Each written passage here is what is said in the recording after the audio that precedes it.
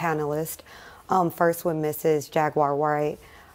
She said a lot of things that were very jarring in her explanation of what she saw and had firsthand accounts on.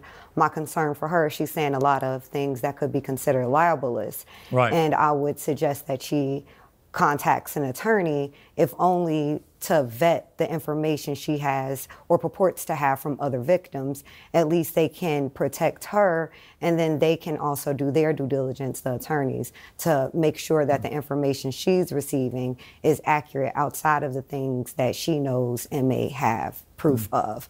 I was very concerned about some of the things that she had said in her prior segment. I also want to address Mr. Vlad, who I know to be a culture vulture, who takes from the Black community and doesn't give back and puts artists in situations where then they are indicted by the police. And he's very much so what we call police type investigation in the Black community.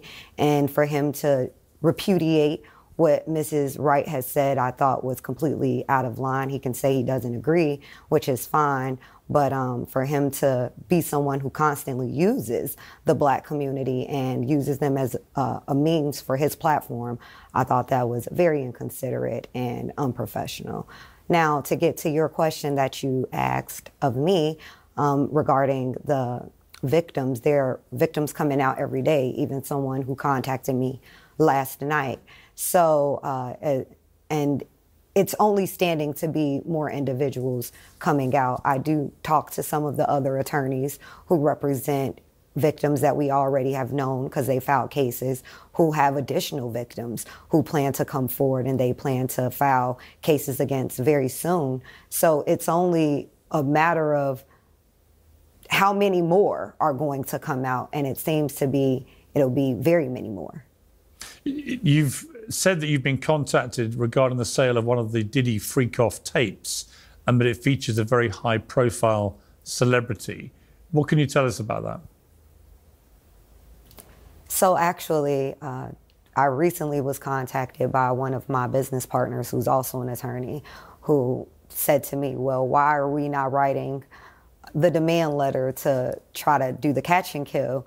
And I said, well, if you want to do it, then I'll connect you and you can essentially do it. He was also concerned about wanting to protect the other person who was in the film, mainly because I've known about this for about 3.5 weeks to about a month. I've been communicating with these people who purport to have that videotape. And it wasn't until Thursday night that they outright said, can you write on your letterhead a letter to the individual who's also in the tape and see if they're interested in a catch and kill? And is that something, we'll give you X amount of percentage of it. And at the time I was like, I don't think I want to be involved in this, but I hadn't had time to process. But the other attorney I'm speaking of, he's pretty much been in the know the entire time